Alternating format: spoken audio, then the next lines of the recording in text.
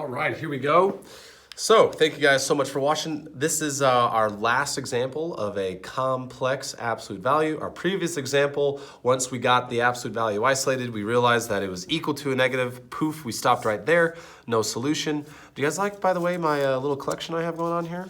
Every day when I'm in my classroom, I have to get like scanned for my temperature and everything for the virus. And I've been keeping these. Ow, that hurts. Okay.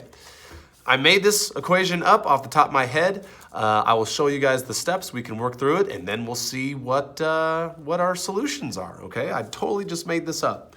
Here we go. But this is examples that you will see on your absolute value test, okay? Here we go.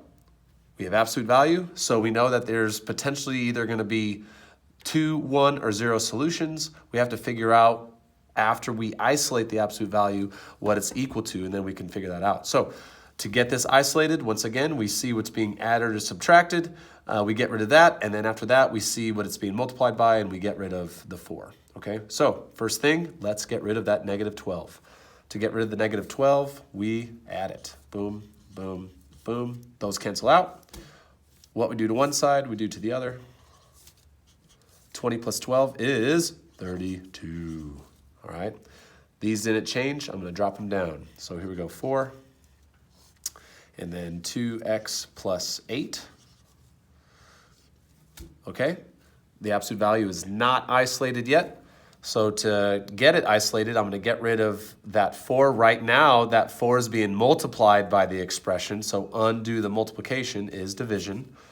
Boom, that cancels out. Divide by 4 over here. 32 divided by 4, thankfully, is 8. It's a whole number. 2x plus 8, the absolute value, equals 8. Now let's take a look. In our previous example, when we had it isolated, it was negative. We had no solution. But since this is positive now, sweet, we are going to have 2 solutions, all right, because of absolute value. If we have 2 solutions, we know we have to set up 2 equations, okay? Good. And I always recommend doing a little T diagram because that tells us that we got to do 2 equations, 1 on each side. The first equation, and we've been going over this for about a week now, you just copy it down and you solve as is, all right?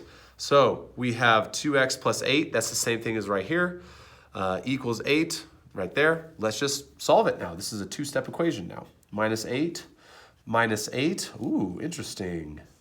And I'm so glad that this is going to work out like this because I'm going to show you guys. 8 minus 8 is 0.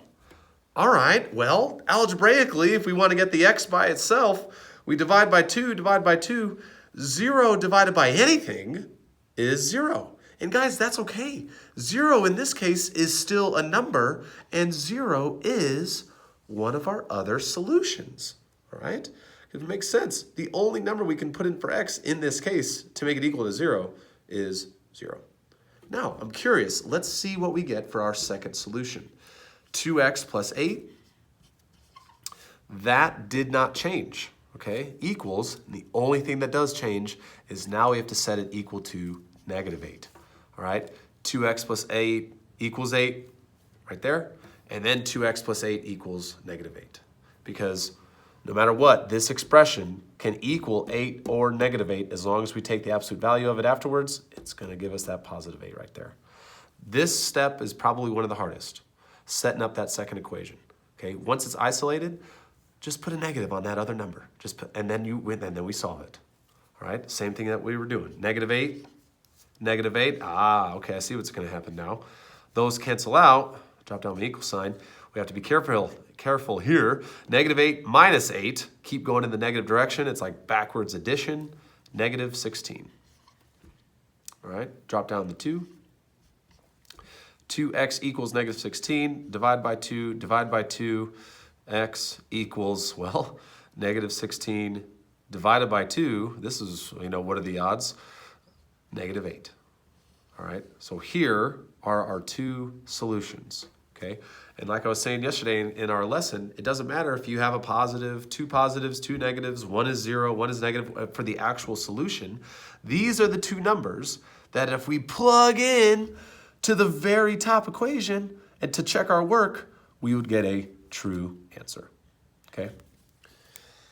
All right, please rewatch this, guys, as many times as necessary if you want, just to kind of go over the steps. I'm hoping with this repetition, you guys will just you'll internalize it and you'll just learn it and that'll become a habit.